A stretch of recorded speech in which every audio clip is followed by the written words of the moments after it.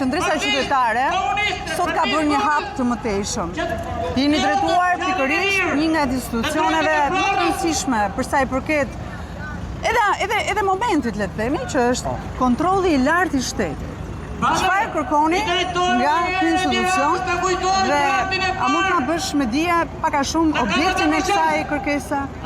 Shiko, ne me njërë sa po vum një informacion të lajmi se 4 milion euro nga buxheti i emergjencave shkojnë për të realizuar koncertin e një kompanie private në vendin tonë. Sigurisht që për te le të themi diskutimeve morale, a mundet, a nuk mundet, filluam të kuptojmë bashkë me juristët, nëse kjo ishte një procedurë e cila ishte bërë në kundralishme dhe nëse ne ngrinim një pikpyetje të tillë mbi mungesën e kuadrit ligjor për shpenzuar në këtë formë dhe transparencën. Kush institucion mundet që ta hetoj dhe kush institucion mundet që ta ndaloj ose të na thotë që është gabim ose e drejtë. Dhe sigurisht për te institucioneve të drejtësisë, ne kemi një institucion që për ishtë së vërtetës ka pasur një besueshmëri të lartë dhe një integritet deri më tani të kontrollit lartë të shtetit. Dhe në këtë kuptim, sigurisht që ne kemi përpiluar një dokumentacion me të gjitha ato që mendojnë se janë shkelje dhe përbëjnë objekt të punës së kontrollit lartë të shtetit. Duhet kuptuar që këto janë para publike të cilat janë shpenzuar në një mënyrë caktuar nga kryeministri i vendit dhe ne duhet kuptojmë që audituesi, le të themi, ai që është organi kompetent për të treguar nëse transaksionet dhe veprimet ligjore janë bërë në interes të publikut apo jo, është kontrolli i lartë i shtetit dhe ne sigurisht që duam që ta përfshijmë edhe këtë institucion për të kuptuar më shumë nëse këto para janë në kundërshtim të shpenzuara në kundërshtim me ligjin ose jo, janë në eficiencë ose jo. Dhe sigurisht që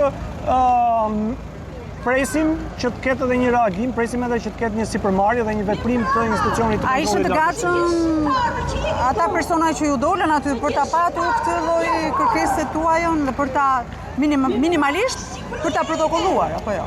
Shiko, ne e kemi dërguar me post për të ndjekur rrugën e procedurën zyrtare të mënyrës se si komunikojnë institucionet me njëra tjetrën, por duke pasur në vëmendje precedentin e komunikimit të qendresës qytetare me institucionin e kontrollit lartë të shtetit, sigurisht që besojmë që do jetë një shkresë e cila do të merret me shumë seriozitet dhe do të shikohet në detaj nga ky institucion. Më duket mua apo jeni treguar të zgjuar që keni çuar në kontrollin lartë të shtetit dhe nuk keni çuar në SPAK për shembull? Kjo ishte një nga sugjerimet që ne kemi pasur nga juristët të cilët kemi dhe kanë pasur qenë 3 opsione. Gjykata kushtetuese, po gjykata kushtetuese mundet të vononte procesin dhe për një veprim të ekzekutuar të parave mund ta argëzonte çështjen si të ekzekutuar tashmë dhe nuk kishte efekt. Nga ana tjetër edhe tek SPAK juristët kishin dyshimet e tyre nëse mundet që të konsiderohej dhe mund të merrej në shqyrtim dhe institucioni që ne mendonim që ishte edhe i besueshëm dhe me integritet, po edhe kuadri ligjor e përfshin dhe ishte institucioni i kontrollit lartë të shtetit dhe shpresojmë shumë tashmë që të ketë një lloj. Mariglen, keni dyshime ose keni informacione që këto para janë të lishme? Parate institucionit, le të themi, të arkës si kemi parë që janë marrë nga arka dhe janë përdorur, pavarësisht se deklaratat zyrtare të qeverisë janë për këtë fakt dhe flasin për këtë fakt. Ajo do duhet kaloj edhe në një seancë, le të themi, parlamentare, me sa kam informacion unë, megjithatë parat publike janë parat publike dhe janë parat e qytetarëve, kështu që sigurisht që ato janë të pastra. Por mënyra se si përdoren, pastaj sigurisht të ngrej dyshimin që janë përdorur për qëllime të mira, për qëllime të institucionit apo për qëllime që i parashikon ligji. Nga ajo që ne kemi gjykuar, këto para nuk kanë shkuar as në, le të themi, në të mirën e interesit publik, pa as në një eficiencë financiare që ne ta dimë në kuptimin e investimit, sepse kryeministri thotë gjithkohës investim, po duhet kuptojmë që shteti nuk është investitor në iniciativa private, se ndryshe do ishte një kompani private dhe shteti më vetë. Që do thotë çdo sipërmarrje private ka risk dhe shteti nuk ka luksin që me 4 milion euro të bëhet pjesë e një risku ku koncerti edhe mund të mos lote për 1.100 arsye të tjera. Që do thotë paratë e vendit nuk mund të jenë kaq fragil dhe nuk mundet që të vende precedencën e një institucioni që vjen në vendin tonë, merr një sipërmarrje private, dështon dhe ne paguajmë për të mbuluar dështimin.